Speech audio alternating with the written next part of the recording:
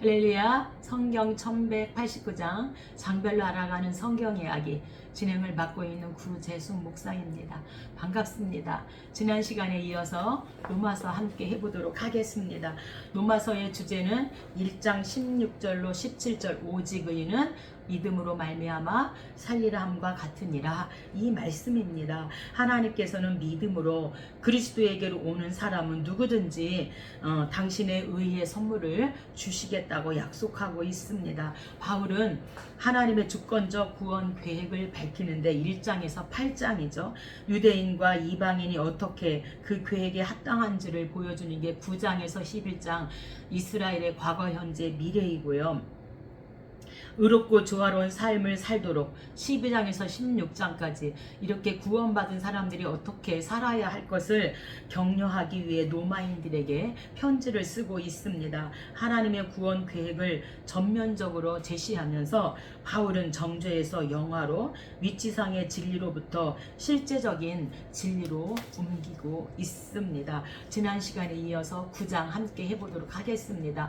9장, 10장, 11장은 이스라엘의 과거, 현재, 미래에 대해서 말씀하고 있습니다. 9장은 이스라엘 백성들이 과거에는 선택을 받았습니다. 그래서 이스라엘 선택받은 과거입니다.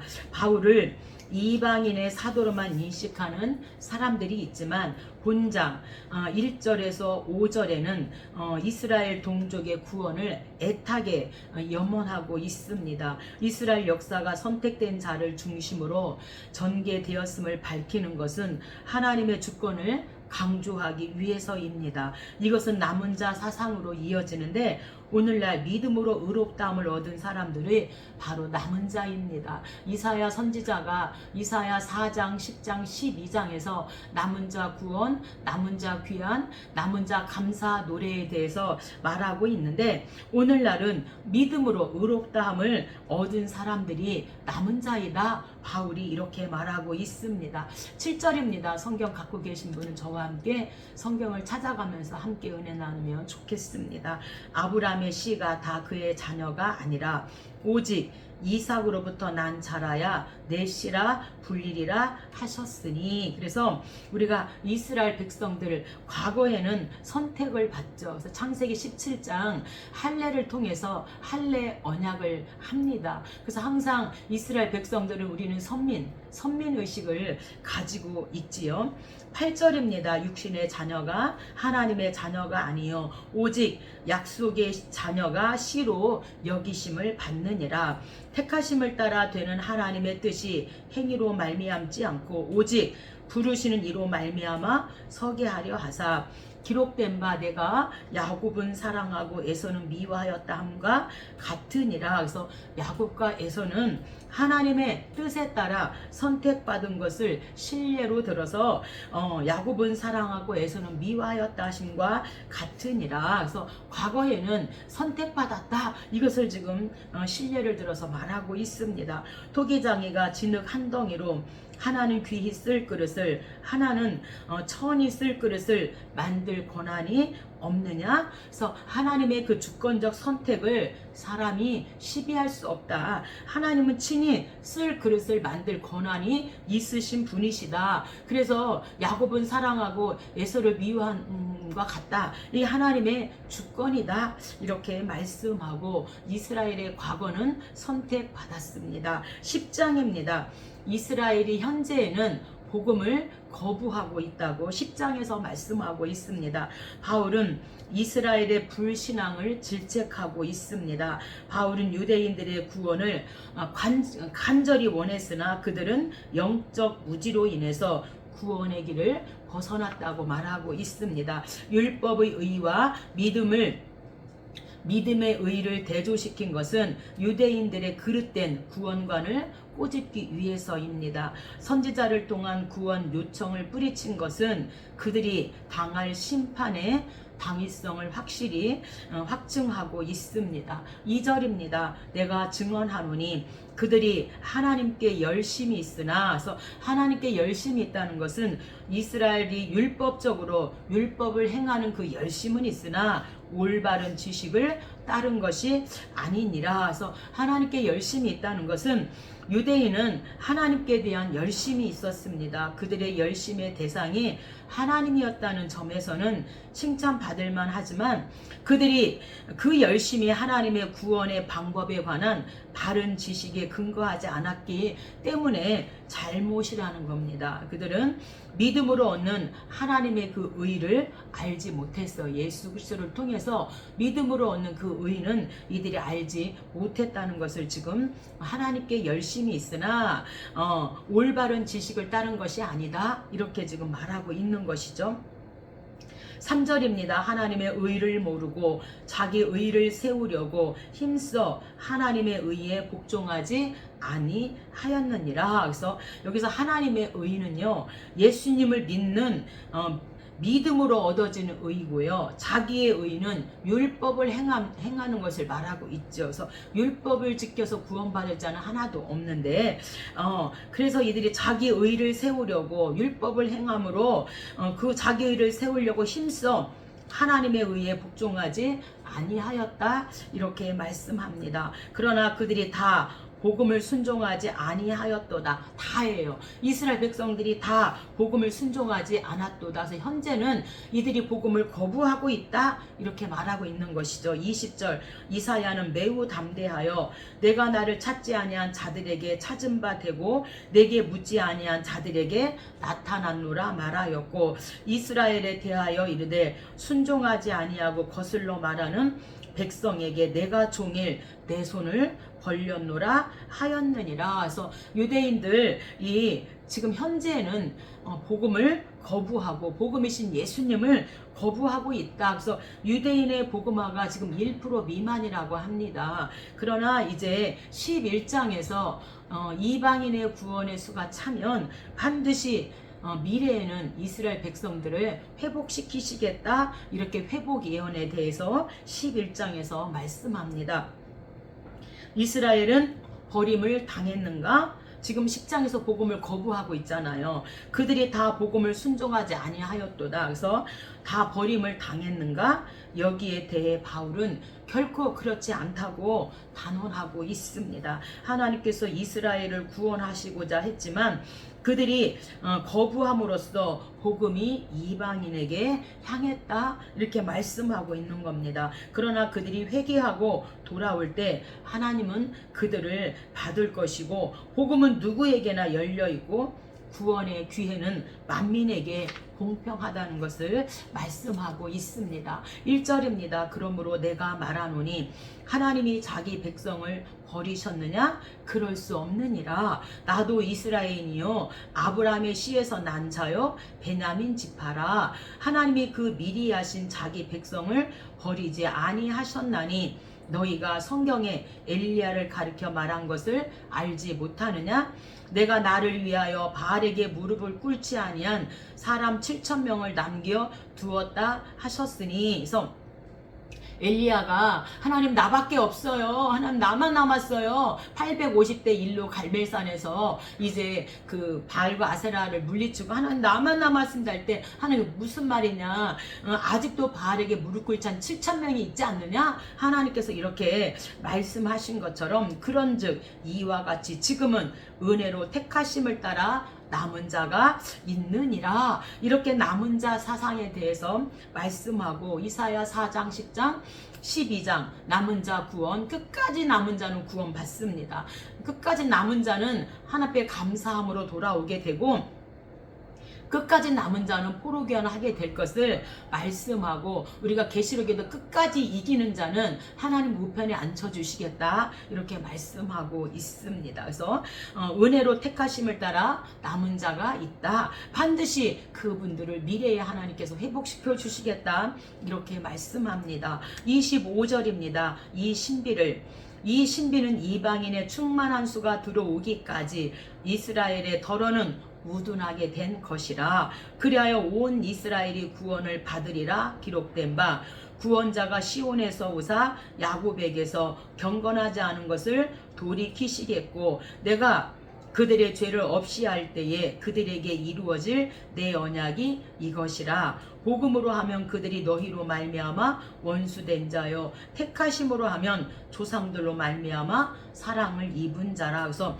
이 복음으로 하면 원수된 자고 사랑을 입은 자다, 이렇게 말씀하고 있는 것은 유대인들은 하나님의 원수인 동시에 하나님의 사랑을 받은 사람들이라고 말하고 있는 것입니다. 왜냐하면 그들은 일시적으로 이방인을 위하여 하나님께로부터 버림을 당했지만 또한 하나님께 선택받은 민족으로서 장차 구원을 받게 될 것이다. 미래에는 이방인의 구원의 수가 차면 미래에는 이스라엘 백성들을 하나님께서 그 남은 자들을 구원해 주시겠다. 그래서 9장, 10장, 11장이 이스라엘의 과거, 현재, 미래를 말하고 있는데, 과거에는 선택을 받았고 현재는 복음을 거부하고 있는데 이게 신비라는 거죠. 미래에는 이방인의 수가 다 차면은 이스라엘 백성들을 하나님께서 다시 회복시키시겠다, 구원하시겠다, 과거, 현재, 미래를 들어서 말하고 있습니다. 12장부터 15장,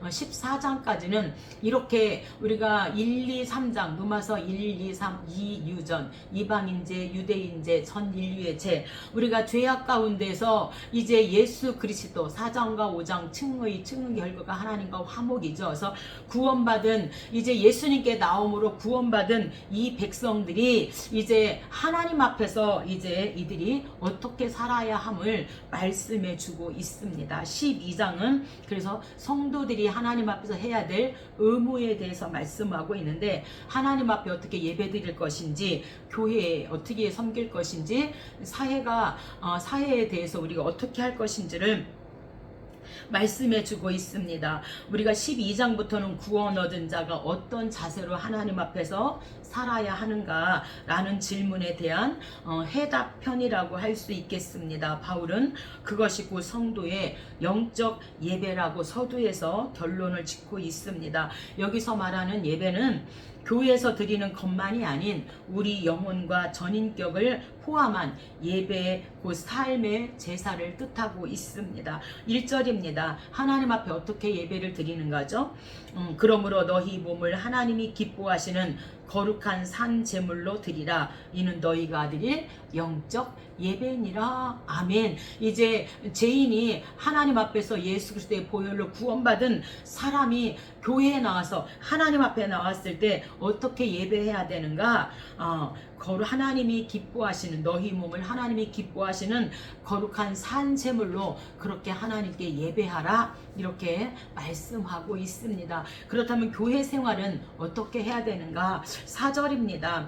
우리가 한 몸에 많은 지체를 가졌으나 모든 지체가 같은 기능을 가진 것이 아니니 이와 같이 우리 많은 사람이 그리스도 안에서 한 몸이 되어 서로 지체가 되었느니라. 우리에게 주신 은혜대로 받은 은사가 각각 다르니 혹 예언이면 믿음의 분수대로, 혹 섬기는 일이면 섬기는 일로, 가르치는 자면 가르치는 일로, 위로하는 자면 위로하는 일로, 구제하는 자는 성실함으로, 다스리는 자는 부지런함으로, 긍휼을 베푸는 자는 즐거움으로 할지니라. 교회 안에서 구원받는 성도들이 각각 자기에게 주어진 그 은사를 따라서, 그 은혜를 따라서 섬겨라, 이렇게 지금 말씀해 주고 있습니다. 그래서 다 한 몸이 되어 서로 지체가 되었다. 그래서 각자에게 주신 그 은혜를 따라서 또한 받은 은혜와 은사도 다르니 이제 즐거움으로 그렇게 하나님을 섬겨라, 이렇게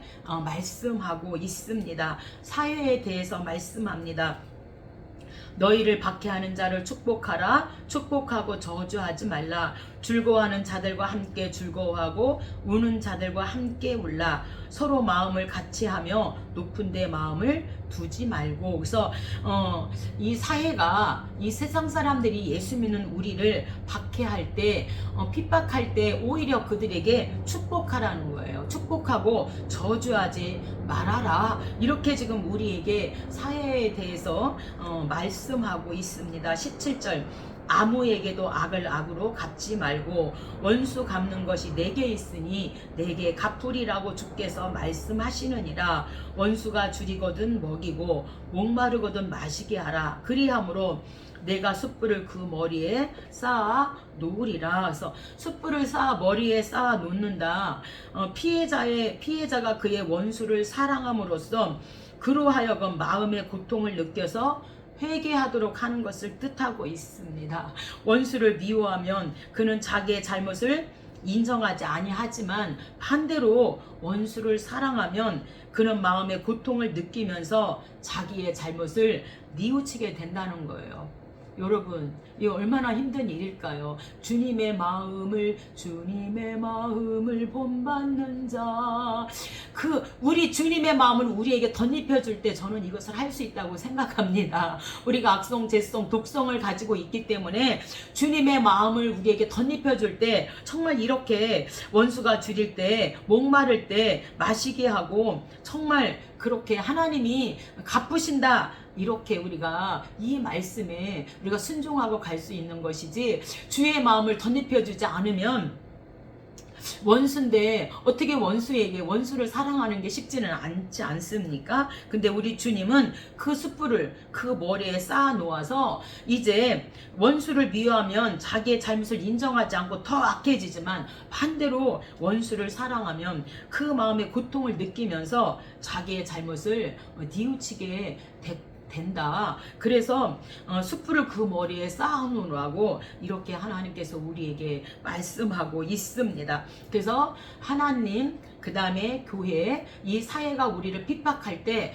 오히려 더 그들을 사랑하고 줄이거든 먹이라 이렇게 말씀하고 있습니다. 13장입니다. 13장은 성도가 해야 될 두 번째 이야기를 말씀해 주고 있는데, 국가와 이웃 그리고 종말에 대하여 말하고 있습니다. 성경의 일관된 가르침은 하나님이 모든 권력의 원천이라는 것입니다. 그러므로 권력자는 최고 권력자인 하나님을 의식하면서 공으로 이 나라를 다스려야 할 것을 말하고 있습니다. 성도는 시민의 한 사람으로서 통치자에게 복종하여야 한다고, 국가에 복종해야 된다 말하고 있습니다. 이처럼 성도는 시민 생활의 원리에 충실하면서도 범사를 사랑으로 행하고 경성하는 자세로 종말을 또한 대비해야 함을 말해주고 있습니다. 국가에 대해서 믿는 사람들이 어떻게 해야 되는가? 1절입니다. 각 사람은 위에 있는 권세들에게 복종하라. 모든 권세는 다 하나님께서 정하신 바라. 그래서 위에 있는 권세는 헬라어로 엑수시아, 그래서 바울 서신과 신약 다른 곳에서 초인간적 존재를 가리키는 대로 사용하고 있습니다. 때문에 그것을 인간 정권자 배후에 도사리고 있는 불가시적인 천사의 능력으로도 해석하기도 하는데, 그것은 정부의 권력, 곧 국가 안에서 통치하는 권리와 능력을 부여받은 사람을 가리키는데, 이 국가 안에서 통치하는 권리와 능력을 부여받은 그 국가 앞에 순종하라, 복종하라 이렇게 말씀하고, 그것은 하나님께서 정하신 것이라고 말씀합니다. 이웃에 대하여 어떻게 해야 되는가? 8절입니다. 피차 사랑의 빛 외에는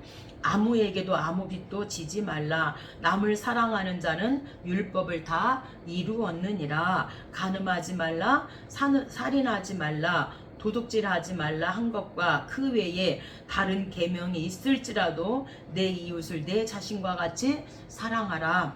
사랑은 이웃에게 악을 행하지 아니하며 그러므로 사랑은 율법의 완성이니라 이렇게 말씀하고, 이웃에 대해서는 피차 사랑의 빛 외에 아무에게도 아무 빚도 지지 말라. 그리고 남을 사랑하는 것이 율법을 다 이루었다 말씀하고 있습니다. 종말의 때 어떻게 해야 되는가? 11절입니다. 또한 너희가 이 시기를 알거니와 자다가 깰 때가 벌써 되었으니 이는 이제 우리의 구원이 처음 믿을 때보다 가까이 왔음이라. 밤이 깊고 낮이 가까웠으니 그러므로 우리가 어둠의 일을 벗고 빛의 갑옷을 입자 이렇게 말씀합니다. 밤이 깊고 낮이 가까웠다라는 것은 밤은 악한 시대를 말하고요. 낮은 그리스도가 오실 때를 또한 뜻하고 있습니다. 근데 우리가 어거스틴이 오늘 이 13절에서 이 14절에 말씀을 통하여서 그가 하나님의 말씀을 깨닫고 회심한 말씀이잖아요. 그래서 이 성 어거스틴의 어머니는 모니카죠. 그래서 중세 시대에 이 어거스틴은요 18살, 18세에 아들을 낳고요. 방탕한 생활을 했고 또 이단 마니교회에 신치되었었는데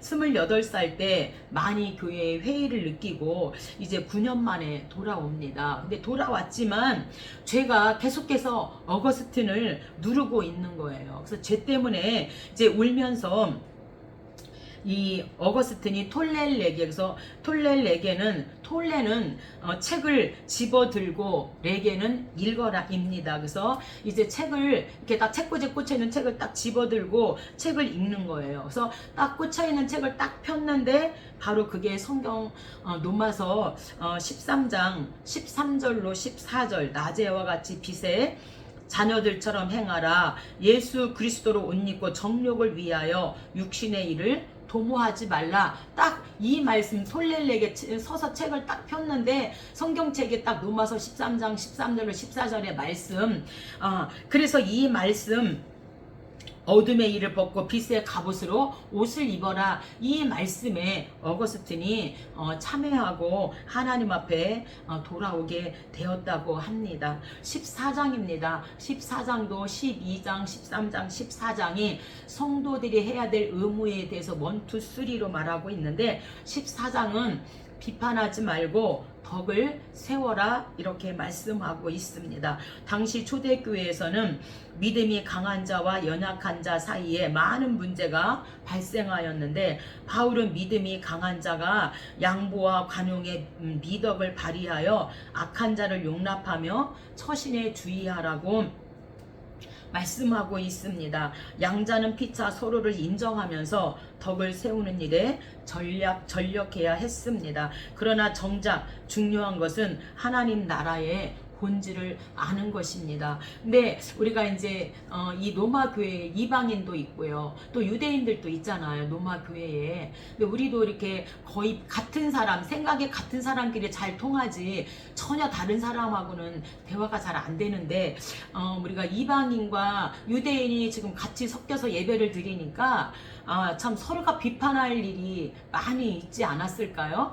유대인들은 이방인을 보면서 왜 저렇게 살지? 또 이방인은 유대인을 보면서 저렇게까지 해야 되나? 이런 많은 그 안에 교회 안에 그래서 항상 우리가 사도 바울의 13권의 성경을 보면 교회 안에서 일어나는 많은 문제점들이 발생하고 있어요. 그래서 바울은 서로 비판하지 말아라 이렇게 말하고 있는 것입니다. 1절입니다. 믿음이 연약한 자를 너희가 받되 그의 의견을 비판하지 말라. 어떤 사람은 모든 것을 먹을 만한 믿음이 있고 믿음이 연약한 자는 채소만 먹느니라. 먹지 않는 자는 먹는 자를 비판하지 말라. 이는 하나님이 그를 받으셨음이라. 그래서 할례자와 무할례자, 그래서 이방인과 그 다음에 할례자 유대인들 사이에서 이렇게 지금 유대인이 바라보는 이방인, 이방인이 바라보는 유대인은 서로가 맞지 않죠. 한 교회에서 예배를 드리지만 그래서 서로 그들의 의견을 받고 비판하지 말아라 이렇게 말하고 있습니다. 뿐만 아니라 2절에 보니까 먹지 않는 자는 먹는 자를 비판하지 말라. 이는 하나님이 그를 받으셨음이니라 이렇게 말하고 있는데 우리가 고린도전서 9장과 10장에 보면 우상 제물에 관하여 말하고 있어요. 그래서 이 우상 제물에 관하여 지금 바울이 우상은 아무것도 아니다 이렇게 고린도전서 10장에서 말하고 있잖아요. 그래서 우상 제물 먹는 법에 대해서 이렇게 지금 바울이 말하고 있는데 먹는 자는 먹지 않는 자를 비판하지 말라 지금 이렇게 말하고 있습니다. 그래서 우상 제물 뿐만 아니라 또 이 피 이 생피 목매어 죽인 이런 뭐 계곡이나 이런 거에 대해서 지금 말하고 있는 것이죠. 어떤 사람은 이 날을 저날보다 낮게 여기고 어떤 사람은 모든 날을 같게 여기나니 각각 자기 마음에 확정할지니라. 내가 어찌하여 내 형제를 비판하느냐. 로마 교회에도 할례자와 무할례자 사이에 교회에 문제가 있었고, 또 먹는 거, 우상 제물에 대하여 먹는 거에 대해서도 생각이 엇갈려서 문제가 있었고, 또한 유대인들은 토요일을 지키지만 또 우리 크리스찬은 안식 후 첫날, 우리가 부활하신 그날에서 우리가 주일을 지키잖아요. 그래서 어떤 이는 이 날을 전날보다 낮게 여기고 어떤 사람은 모든 날을 같게 여기나니. 그래서 토요일 날 지키는 유대인은 안식일을 토요일 날 지키고 크리스찬은 또 안식 후 첫날 주일날 예배를 드리게 되어져요. 그래서 이렇게 지금 날을 가지고도 토요일이 오르냐 주일이 오르냐 이것을 가지고도 교회 안에, 로마 교회 안에 문제가 있었다는 거예요. 그래서 그런 거에 대해서 비판하지 말라, 지금 이렇게 하나님께서 바울을 통하여 말씀하고 있습니다. 10절에 내가 어찌하여 내 형제를 비판하느냐. 우리가 다 하나님의 심판대 앞에 서리라. 그래서 교회 안에서 부딪히는 이런 일들을 대해서 비판하지 말고 믿음이 연약한 자를 너희가 봤되 그의 의견을 비판하지 말하라. 그래서 사람마다 먹을 만한 믿음이 있는가 하면 또 어떤 사람 믿음이 연약하여서 그것을 우상 제물에 대해서도 먹지 못할 만한 믿음이 있는데 서로가 그런 거 비판하지 말아라. 우리도 오늘날 교회 안에 다 생각과 삶이 다르기 때문에 다 다르잖아요. 근데 그런 거 서로 포용하고 하나님께서는 절대 비판하지 말라고 말씀하고 있습니다. 19절부터는 덕을 세우라고 말합니다. 그러므로 우리가 화평의 일과 덕을 세우는 일을 힘쓰나니. 그래서 비판하지 말고 이제 교회 안에서 화평의 일과 덕을 세우는 일에 힘써라. 이렇게 성도 의무, 이제 구원받은 사람들이 교회 안에서 해야 될 일을 12장, 13장, 14장에서 성도 의무 1, 2, 3에 대해서 말씀하고 있습니다. 15장입니다. 15장은 이방인 사도직이라고 본인을 소개하고 있습니다. 교회는 인종과 국경을 초월하여 조화와 단결을 도모하여야 한다. 바울이 에베소에서 그리스도를 머리로 하여 모든 지체가 유기적으로 통일되어야 한다고 역설한 것도 이 같은 맥락에서입니다. 16절입니다. 이 은혜는 곧 나로 이방인을 위하여 그리스도 예수의 일꾼이 되어 하나님의 복음의 제사장 직분을 하게 하사 이방인을 제물로 드리는 것이 성령 안에서 거룩하게 되어 받으실 만하게 하려 하심이라. 아멘에서 베드로는 유대인들 본방 백성들을 대상으로 복음을 전했고, 이제 이 바울은 이방인으로 하나님께서 이방인 사도로 나를 부르셨음을 이렇게 말씀하고 있습니다. 그래서 하나님의 복음의 제사장 이 직분을 감당하게 하셨다. 이것은 바울의 그 제사장적 기능은요, 레위 제사장의 그 제사장적 기능과 다른 것을 말하고 있는 거죠. 그들은 성전 의식에 레위인들은 관여했지만 바울은 복음 전파에 관여한 것을 말씀해 주고 있습니다. 그리스도께서 이방인들을 순종케 하기 위하여 나를 통하여 역사하신 것 외에는 내가 감히 말하지 아니하노라. 이렇게 말하면서 이방인 사도로 하나님이 나를 부르셨음을 15장에서 말하고, 마지막 16장에서 이제 바울이 문안 인사를 합니다. 본장에 나오는 개인과 교회에 대한 문안 인사들에서 우리는 바울이 사도라는 공적 직함 외에 그들이 삶과 밀접히 연관된 한 개인으로서의 교제를 하고 있었음을 알 수 있습니다. 그는 성도와 교회를 훈계하고 복음을 전하는 등의 아버지로서의 역할뿐 아니라 그들의 사정을 어루만지고 격려하는 어머니로서의 임무도 감당한 것을 알 수 있습니다. 3절입니다. 너희는 그리스도 예수 안에서 나의 동력자들인 브리스가와 아굴라에게 문안하라. 그들은 내 목숨을 위하여 자기들의 목까지도 내놓았나니 이방인의 모든 교회도 그들에게 감사하느니라. 주 안에서 택하심을 입은 루포와 그의 어머니에게 문안하라. 그의 어머니는 곧 내 어머니니라. 그래서 그의 어머니는 곧 내 어머니다. 루포는 구레네 사람 시몬의 아들인데 마가복음 15장 21절이죠. 루포의 어머니가 실제로 바울의 어머니는 아닌데 이 표현은 아마도 바울을 친자식처럼 사랑했다는 그런 뜻으로, 그래서 영적인 어머니다 이렇게 말하고 있는 것이죠. 이 루포는 마가복음 15장 21절에 구레네 시몬의 아들이죠. 그래서 그 어머니는, 루포의 어머니는 영적으로 대단한 사람이었죠. 그래서 바울이 어머니라고 이렇게 부르고, 시몬은 억지로 십자가를 진 사람인데, 억지로도 십자가를 지면 결국에는 이렇게 그의 자녀들이 이렇게 복을 받게 되어지는 것을 오늘 말씀해 주고 있습니다. 그래서 16장에서 28명에게 바울이 일일이 문안 인사를 하고 있습니다. 우리가 로마서를 정리하겠습니다. 1장부터 3장까지는 이유전, 이방인제, 유대인제, 전 인류의 죄에서 모든 사람은 다 하나님 앞에 죄를 범하였으니 하나님의 영광에 이르지 못하고 다 죄인이다. 그 죄인 때문에 우리 예수님이 십자가에서 피 흘려 죽어주셨고, 그 예수를 믿기만 하면称의 너는 의롭다, 그리고 하나님과 화목하게 될 것을 말씀하시고, 6, 7, 8장은 이제 하나님 예수님이 단번에 죽으시고 십자가에서 죽으심으로 우리에게 새 생명을 주신 성화 원리에 대해서 말씀하시고, 7장 율법 역할은 율법을 통해서 우리에게 죄를 깨닫고 죄를 지었으면 올 하나는 공고한 사람이다, 이 사망의 몸에서 어떻게 나가 구원받지?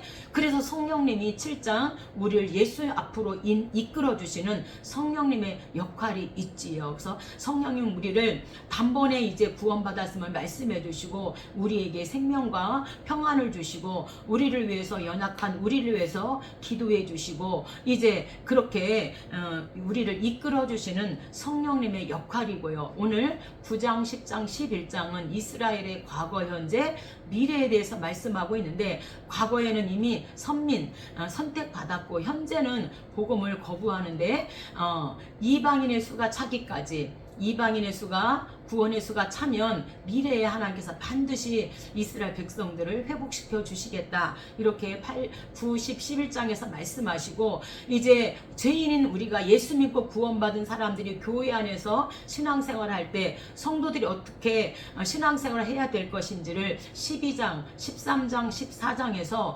성도들이 해야 될 의무에 대해서 1, 2, 3로 말하고, 오늘 15장 이방인 사도직과 16장 문안 인사로 로마 교회에 편지를 이제 마감하게 되어지는 일반 서신입니다. 오늘 로마서를 통하여서 우리는 하나님 앞에 다 죄인이라는 거, 그리고 우리의 죄 때문에 예수님이 십자가에서 피 흘려 죽으심으로 말미암아 우리는 새 생명을 얻고 평안을 얻었다는 것입니다. 그리고 우리가 믿는 사람들이 모여서 교회 안에서 신앙생활 할 때에 절대로 먹을 만한 믿음이 있는가 하면 먹지 못하는 연약한 믿음이 있으니 절대로 비판하지 말고 덕을 세우라고 우리에게 말씀하시고, 로마 교회인 오늘 저와 여러분에게 말씀하고 있습니다. 다음 시간에 이어서 또한 함께 해보도록 하겠습니다. 감사합니다.